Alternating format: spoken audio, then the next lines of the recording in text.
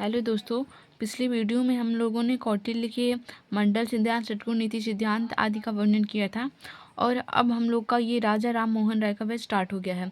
सिर्फ बता दें कि हम लोगों ने मनु का, कौटिल्य का और ये सारी चीज़ें वो कर ली हैं और भारत के राजनीतिक चिंतन का स्रोत, ये सारी चीज़ें हम लोगों ने पिछली वीडियो में कवर कर ली है। आप लोग जाके देख लीजिएगा। तो इसमें देखिए, राजा राम मोहन राय के समाज सुधार संबंधी विचारों का वर्णन कीजिए। या राजा राम मोहन के मौलिक रूप से धार्मिक व सामाजिक सुधारक थे, क्या आप इससे सहमत हैं? मतलब इनके सामाजिक विचार पूछे जा रहे हैं कि इसमें इनके राजा राम मोहन राय के सामाजिक और धार्मिक विचार क्या थे। तो इसमें राजा राम मोहन राय एक महान समाज सुधारक थे। उस समय के समाज में दुर्भाग्य से अनेक बुराइयां घर कर गई थीं। राजा राम मोहन राय ने उन सभी कुप्रथाओं और कुरीतियों का विरोध किया। उन्होंने मुसलमान शासन के ऐसे नाशकारी दिन का खुलकर विरोध किया जिससे हिंदू अपने हृदय से चिपकाए थे। ये कुरीतियाँ विशेष रूप से स्त्रियों की रक्षा के लिए संबंधित थी। इसमें से साथ ही साथ राजा राम मोहन राय ने उन्हें तथहीन रीतियों का भी विरोध किया जो हिंदू धर्म के अग्रपन के कारण स्वयं ही प्रविष्ट हो गई थीं। तो इसमें फर्स्ट है उनका धार्मिक विचार, मूर्ति पूजा का विरोध। वो राजा राम मोहन राय मूर्ति पूजा का विरोध करते थे। सर्वप्रथम राजा राम मोहन राय का ध्यान मूर्ति पूजा की ओर गया। इसका मुख्य कारण था अनेक भक्तों का इस प्रकार की पूजा का वास्तविक लाभ न समझकर केवल अंधी श्रद्धा समर्पित करना। इस प्रकार की पूजा का विरोध राजा राम मोहन राय वेदों उपनिषदों के संबंध के आधार पर विरोध करते थे। मूर्ति पूजा के आरंभ होने का कारण यह था कि ब्रह्म के प्रत्यक्ष ज्ञान को असंभव जानकर मूर्ति पूजा का सहारा लिया गया था और उसे आवश्यक समझा गया था। परंतु इसके उत्तर में राजा राम मोहन राय का उपनिषद सम्मत तर्क किया था कि केवल आत्मन की पूजा करनी चाहिए। उनका कहना है कि उपनिषद किसी भी दशा में असंभववाद करने की प्रेरणा नहीं देते।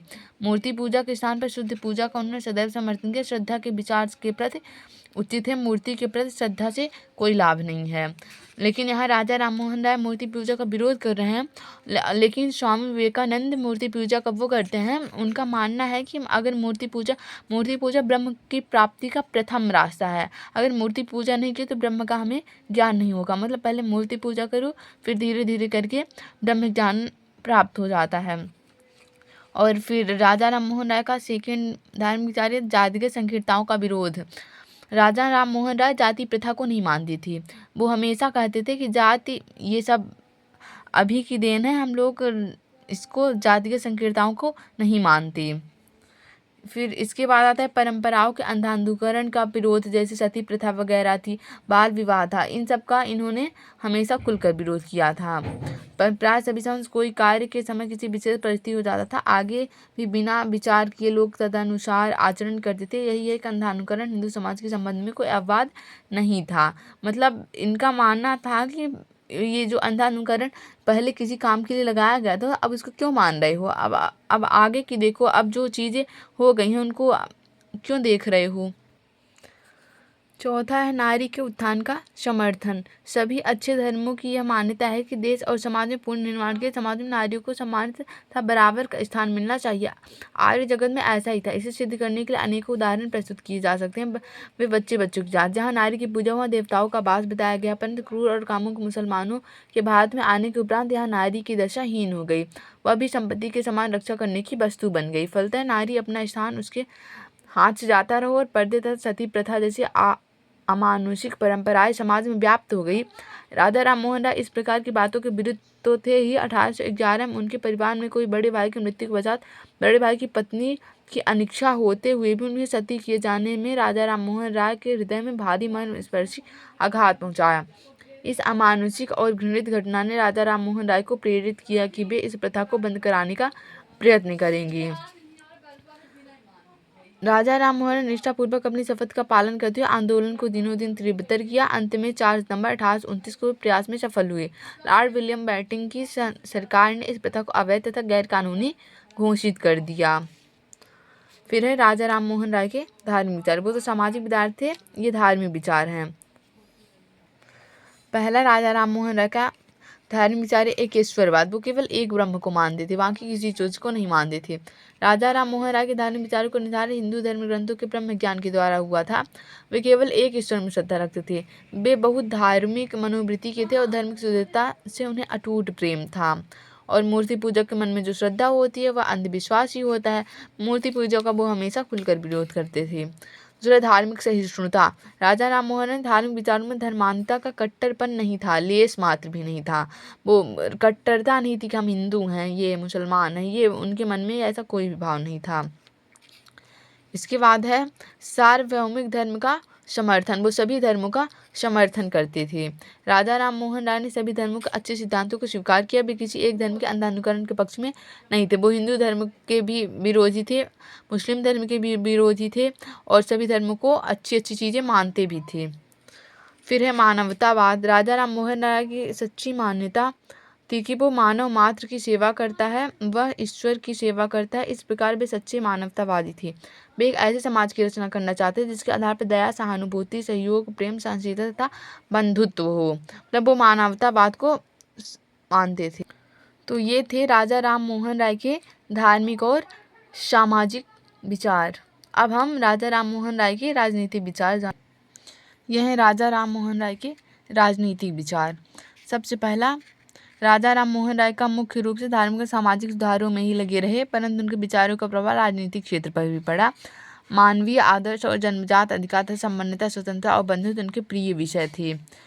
मतलब राजा राम मोहन राय हमेशा धार्मिक और सामाजिक सुधारों में लगे थे, लेकिन कहीं कहीं वो राजनीतिक विचार भी देते हैं। लेकिन ये आप लोग को ध्यान में रखने की ज़रूरत है कि राजा राम मोहन राय की राजनीतिक विचार अवश्य आते हैं पेपर में, क्योंकि ये हमारी सब्जेक्ट राजनीति की है, इसीलिए राजनीतिक विचार हमेशा राजा राम मोहन राय का पेपर में आता है, तो इसको ध्यान में रख लीजिएगा।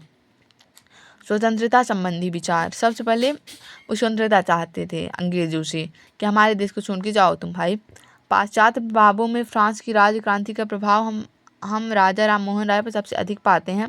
उनका दृढ़ विश्वास था कि व्यक्ति को स्वतंत्रता, समानता एवं न्याय पाने का जन्मसिद्ध अधिकार है।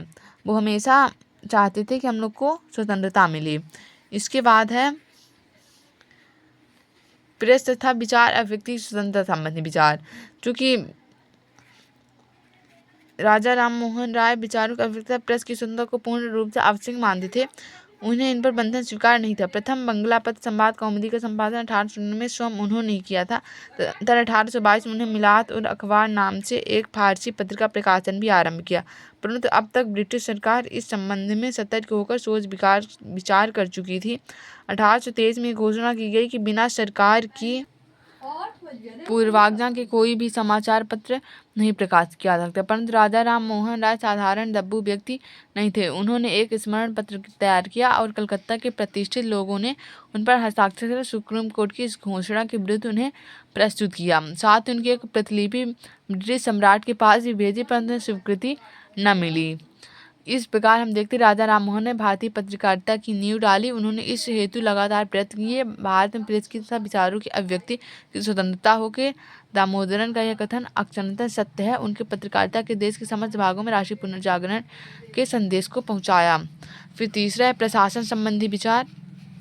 राजा राम मोहन राय के मन में समाज सुधार एवं पुनर्जागरण संबंधित कई विचार थे, परंतु वे मानते थे केवल एक व्यक्ति ही सब कुछ नहीं कर सकता, भले ही समाज का पूरा सहयोग भी प्राप्त हो।